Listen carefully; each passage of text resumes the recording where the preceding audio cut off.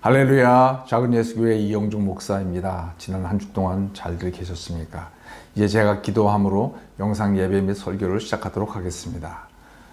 고마우신 아버지 하나님, 저희들에게 생명 주시고 예수 그리스도를 알게 하신 것을 감사합니다. 이 시간에 말씀을 들을 때 성령 하나님께서 저희들의 어두운 마음을 밝혀주시고 저희들의 딱딱한 마음을 부드럽게 하여 주시고 저희들의 감겼던 눈과 막혔던 귀가 열려서 하느님의 말씀을, 하늘의 음성을 들을 수 있도록 주님 도와주시옵소서.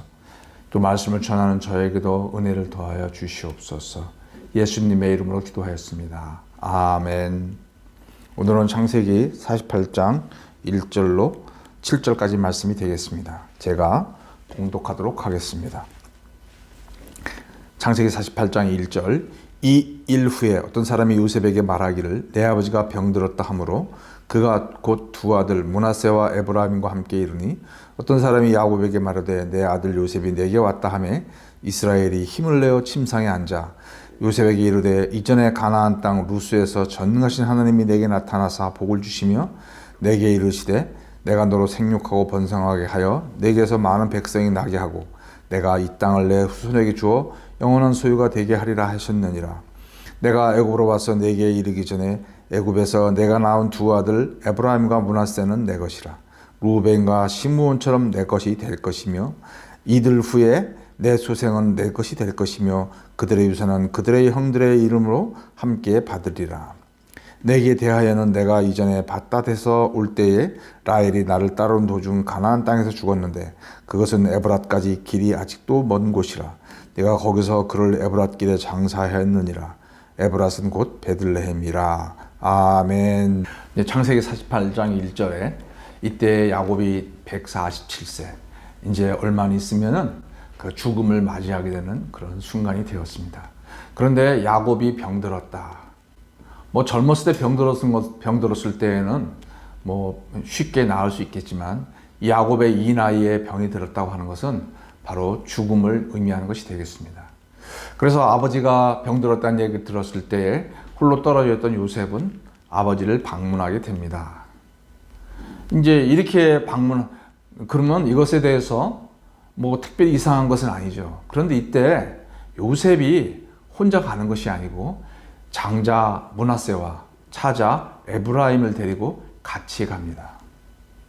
그냥 아버지가 병들었다는 얘기 들었을 때 그가 개인적으로 가서 아버지를 만나면 됐을 텐데 무슨 연고가 있어서 이렇게 두 자녀를 데리고 갔겠습니까? 그냥 여행 삼아 가지는 않았을 거라고 생각합니다. 도대체 무슨 사연이 있길래 요셉은 그 두 아들을 데리고 죽음을 맞이하고 있는 그 야곱을 만나러 갔을까요? 단지 두 아들에게 할아버지의 죽음을 보면서 인생에 대해서 깨닫게 하려고 그 두 아들을 데리고 갔을까요?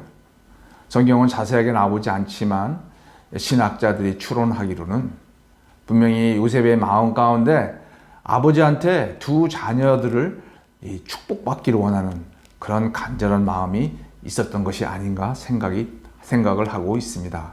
도대체 그렇다면 요셉은 이 야곱한테 자기 아버지 야곱에게서 어떤 축복을 받기를 원했을까요? 사실 요셉은 애굽 총리가 되어 있었고 그에게 두 자녀가 있었고 그는 사실 이제 조금도 부족함이 없는 그런 삶을 살고 있었습니다. 어떻게 보면 애굽에서 부귀영화를 누리며 살고 있었고 그 두 자녀들도 전혀 부족함이 없이 살고 있었습니다. 그러나 이 요셉에게 있어서는 두 자녀에 대해서 어떤 부담감이 있었던 것 같습니다. 그것은 무엇이었을까요? 신학자들이 추론하기로는 그것은 다름 아닌 영적인 관심이었습니다. 사람들이 보기에는 요셉은 더 이상 부러울 것이 없었습니다.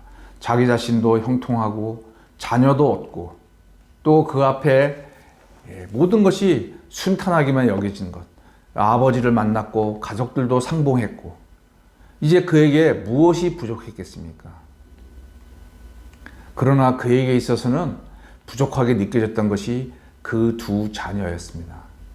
그 두 자녀에 대해서 도대체 무엇이 부족하다고 요셉은 여겼겠습니까? 우리가 그 다음에 야곱이 축복하는 내용을 보면은 우리가 짐작을 할 수가 있습니다. 이제 요셉이 왔다는 얘기를 듣고 야곱이 침상에 누워 있다가 겨우 일어났다고 했습니다. 죽을 날이 얼마 안 남은 그 야곱에 있어서는 침상에 앉아 있을 수도 없는 그런 기력이 다한 노쇠한 상태였습니다. 요셉이 왔다는 얘기를 듣고 그가 무언가 결심을 하고 겨우겨우 힘을 내서 침상에 앉았다고 기록하고 있습니다. 그것은 이제 잘은 모르겠지만 요셉에게 개인적으로 야곱이 하나님을 대신해서 복을 선언하려고 한 행동은 아니었을까 생각을 하고 있습니다. 아니나 다를까 4절 5절 말씀에 야곱은 요셉에게 자신의 일생에 대한 간증을 합니다. 그것은 하나님의 약속과 하나님의 인도에 대한 그런 약속들이었습니다. 그의 인생에 참으로 많은 일들이 있었지만 이제야 야곱은 그의 인생의 모든 핵심, 그 인생의 가장 핵심은 하나님의 약속과 하나님이 어떻게 인도하셨는지. 우리 인생도 많은 것들을 경험을 합니다. 많은 사건과 또 그런 일이 있지만 그러나 정말 성경에서 우리에게 말씀하시기로 하는 것은 그 우리의 인생 가운데 하나님이 어떻게 역사하셨는가. 그것이 우리 인생의 간증이 되기를 하나님도 원하시는 줄 압니다. 이제 야곱이 자신의 인생의 그런 흐름 가운데 하나님이 어떻게 관여하셨는가에 대한 것들을 간증하면서 6절 말씀에 5절 말씀에 놀라운 선언을 합니다. 내가 애굽으로 와서 내게 이르기 전에 애굽에서 낳은 두 아들 에브라임과 므낫세는 내 것이라. 르우벤과 시므온처럼 내 것이 될 것이다. 이제 어떤 유교주의에 익숙하신 분들은 아니 자기 아들의 그러니까 손자죠. 손자를 막 자기 아들로 삼나? 좀 뭐가 좀 제대로 되지 않은 집안 같다. 어떻게 자기 손자를 막 자기 아들로 삼고 이건 좀 문제가 있는 어떤 집안이다. 이렇게 윤리가 없고 뿌리도 근본도 없는 집안이다. 이렇게 오해할 수도 있습니다. 그러나 야곱이 왜 에브라임과 므낫세를 자기 아들로 삼겠다고 선언을 하였는지. 그런데 그 선언은 요셉의 마음을 흡족하게 한 것 같습니다. 요셉은 그것에 대해서 아버지 망령이 되셨습니까? 어떻게 제 아들을 아버지의 또 아들로 삼으십니까? 이제 막 아버지가 돌아가실 때가 가까웠으니까 막 제 아들하고 손자하고 막 헷갈리십니까? 이렇게 어떤 그 반론을 제기하는 것이 아니고 묵묵히 듣고 있습니다. 그 얘기는 무엇을 뜻하는 거겠습니까? 만약 요셉이 그냥 보통 사람들 같았다면 또 저와 같았더라면 그냥 자식들과 그 가족들과 상봉하고 자기도 잘 되고 그냥 모든 게 잘 되었으니까 그냥 잘 되겠지. 특별한 문제가 없었을 겁니다. 부끄럽지만 저 이영종 목사도 사실 제가 많이 고민하는 내용들을 보면은 이 땅에서 먹고 사는 문제, 그 다음에 제가 하고 있는 이 교회에 좀 성도가 늘어났으면 하는 것들, 그 다음에 건강한 것들, 뭐 또 제 자녀들이 잘 되는 것들. 그래서 자녀들이 그냥 좋은 그런 직장 얻고 또 결혼을 해서 또 자녀들 낳고 그런 것들이 이제 저의 솔직한 고민거리들입니다.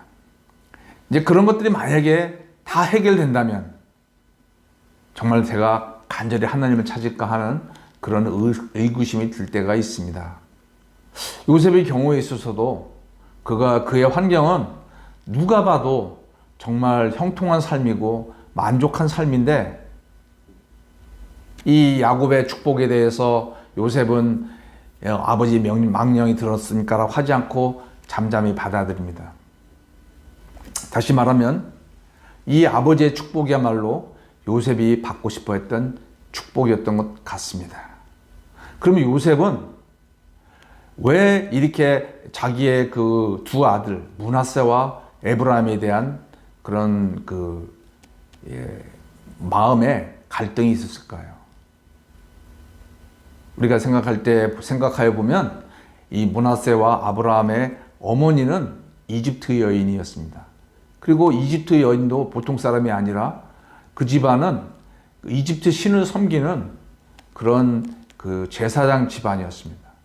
종교가 다른 집안이죠.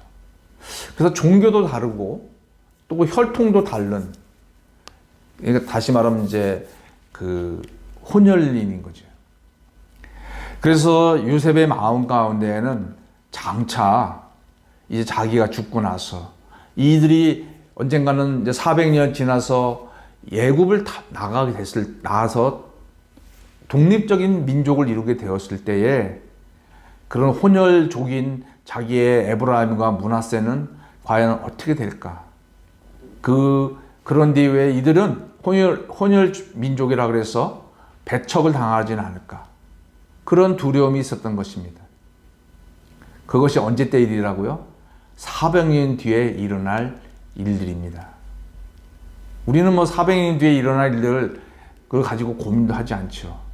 그러나 믿음의 사람인 요셉은 400년 뒤에 분명히 그런 일들이 있을 것을 성경의 약속을 믿었기에 그 400년 뒤에 일어날 일이지만 그것을 자기의 현 시대에 일어날 일인 것처럼 믿고 고민을 하였던 것입니다. 성도 여러분 중에서는 천국에 대한 소망을 갖고 계신 분들이 많을 줄을 믿습니다. 그리고 천국에서 어떤 일들이 일어나게 될지 아마 머리로는 알고 계신 분들이 많으리라고 생각합니다. 그러나 그것 때에 천국에서 하나님께서 믿음으로 산 사람들에 대해서는 상급을 주시지만 그렇지 않은 사람들에 대해서는 책망이 있을 것을 성경 여러 군데에서 말씀하고 있습니다.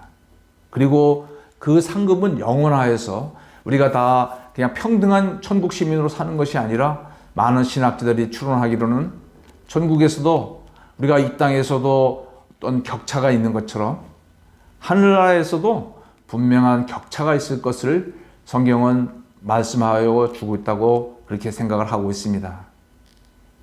우리가 천국에서 그러한 분명한 하나님으로부터의 상급의 차이가 있다는 것을 안다면 내가 과연 오늘날 내가 현재와 같은 삶을 계속 유지할 수 있을까? 나는 몰라. 그냥 천국에 가면 뭐 다 똑같이 그냥 천국 시민이 되겠지. 그렇게 막연하게 생각하는 것이 아니라 그때 분명한 어떤 하늘로부터 상급과 책망이 있다는 것을 안다면 그것을 그때 일어날 것을 현실로 받아들이고 내가 오늘날 더 각성하면서 살지 않겠습니까? 그냥 우리가 한번 세상적으로 얘기한다면 내가 10년 뒤에 지금처럼 살면 10년 뒤에 망한다고 한번 생각을 해봅시다. 10년 뒤니까 몰라. 그렇게 그냥 이 태평한 마음으로 오늘 매일매일을 지날 수 있겠습니까? 그렇지 않지 않습니까? 10년 뒤에 망하고 내가 죽는다면 내가 그것을 어떻게 막을 수 있을까? 고민하면서 또 나의 어떤 삶을 바꾸려고 하지 않겠습니까? 그러나 성경은 천국에 대해서도 어떤 일이 일어날 것들 우리에게 미리 말씀해 주고 계십니다. 그런데 우리가 그것에 대해서 나는 몰라. 난 죽은다면 몰라. 살아있을 때 내 마음대로 살 거야. 그렇게 하는 것은 우리 각자의 자유입니다. 그러나 그 결과는 우리가 책임져야죠. 요셉은 믿음의 사람이었기 때문에 400년 뒤에 일어날 일이었지만 그것은 분명히 일어날 일이고 또 그때 어떤 일이 일어날지에 대해서 예견을 하였기 때문에 현재 자기의 눈에 만족하는 대로 살아갈 수가 없었던 것이.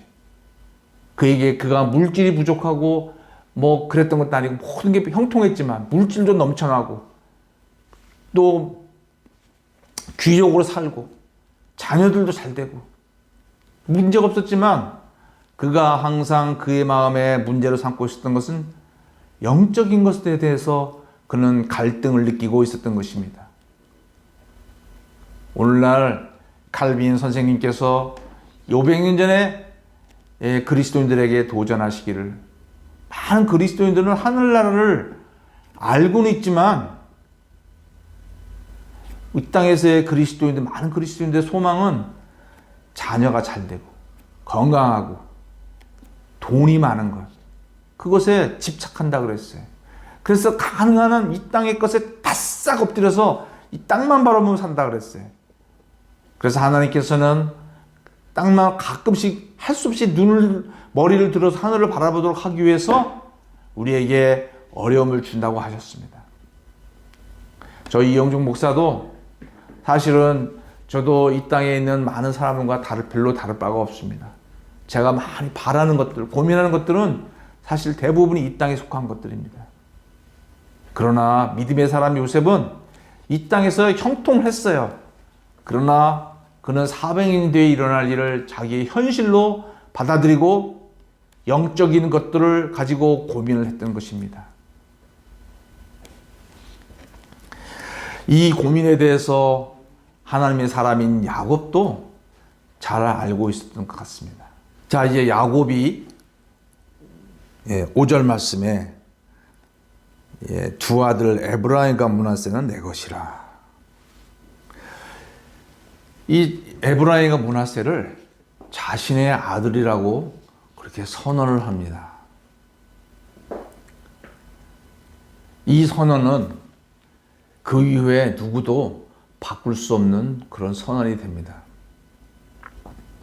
만약에 야곱의 이 선언이 없었다면 그냥 야곱이 요셉한테 에브라임과 므낫세도 그냥 이스라엘 민족이 될 거야 라고만 얘기했다면 그 이후에 두고두고 이스라엘 민족 사이에서 에브라임과 므낫세에 대해서 혼혈 시비, 또 정통 시비가 계속 있을 것이 예견되었기에 야곱이 자기의 아들로 양자로 삼습니다. 이제 양자로 삼았기 때문에 더 이상 혼혈 시비를 정통 시비를 누구도 할 수가 없는 거죠. 이것은 마치 로마서 말씀에서 하나님께서 우리를 하나님의 자녀로 삼으시고 의롭다 하신다면 누가 대적할 수 있겠냐? 누가 의롭지 않다고 할 수 있겠냐? 하나님께서 우리를 자녀라고 선언해 주신 것에 대해서 저 사람은 하나님의 자녀가 아니요 라고 얘기할 수 있는 사람이 없고, 우리의 본체는 죄투성이지만 하나님께서 우리를 의롭다라고 선언하시면 아닙니다라고 얘기할 사람이 없다는 거예요. 하나님의 선언은 최종적인 권위를 갖습니다. 그것처럼 야곱이 그 두 에브라임과 므낫세에 대해서 내 아들이라고 만약 선언을 한다면 그 최종적인 선언에 대해서 아니라고 얘기할 수 있는 사람은 아무도 없었던 것입니다. 왜냐하면 야곱은 믿음의 조상의 반열에 있었거든요. 우리가 이제 이 야곱의 선언 가운데 우리가 놀라운 것들을 발견하게 됩니다. 어떻게 손자가 아들이 됩니까? 이것은 단순히 어떤 혼혈 시비에 대한 것들을 종지부 짓기 위한 그런 선언이 아니라 이 성경은 단순히 이스라엘 민족을 위한 것이 아니라 앞으로 그리스도를 말미암아 생기게 될 새로운 공동체인 교회를 미리 내다보고 성경은 또한 기록하고 있는 줄 압니다. 초대교회 때 예수님께서 마가복음 3장 15절, 31절로 35절에서 새로운 가족관에 대해서 말씀하고 있습니다. 어느 날 마가복음 3장 31절로 35절을 한번 제가 읽도록 하겠습니다.